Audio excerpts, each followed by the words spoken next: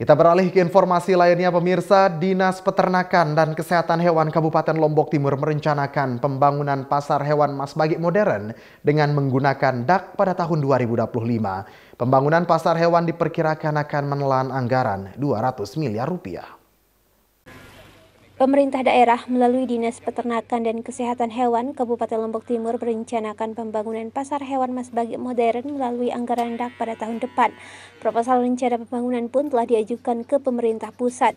Berdasarkan keterangan Sekretaris Dinas Peternakan dan Kesehatan Hewan Nurawan Hamdi, pilihan pembangunan pasar hewan Mas Bagik dinilai sudah cukup tepat karena sejauh ini pasar hewan Mas Bagik dinilai yang paling banyak menghasilkan PAD.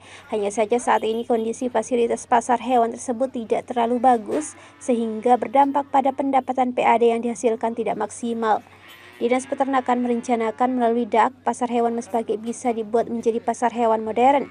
Untuk mewujudkan rencana tersebut, Dinas Peternakan telah menyusun rancangan pembangunan yang akan digunakan, di antaranya dengan mengubah lokasi los pasar, membangun fasilitas transaksi, serta merencanakan pembangunan menara pengawasan yang akan difungsikan untuk memantau setiap sapi yang masuk.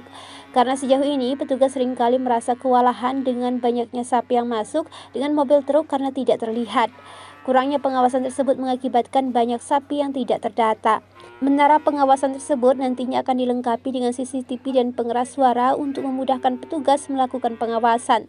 Selanjutnya, untuk menjaga keamanan hewan ternak yang masuk, Disnakeswan berencana melakukan penembokan keliling di seluruh area pasar agar hewan ternak tidak keluar dari area pasar. Setiap tahunnya kita mendapatkan DAK, dana alokasi khusus itu. Inilah yang kita utamakan sekarang. Kenapa ini kita utamakan? Karena memang ini adalah sumber PAD yang terbesar bagi Dinas Peternakan dan Kesehatan Hewan.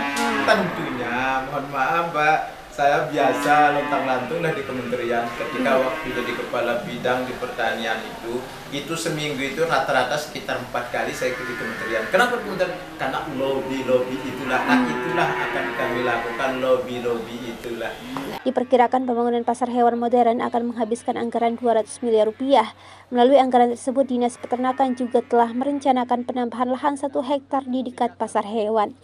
Baik Silawati, Abdul Aziz, Selaparang TV melaporkan.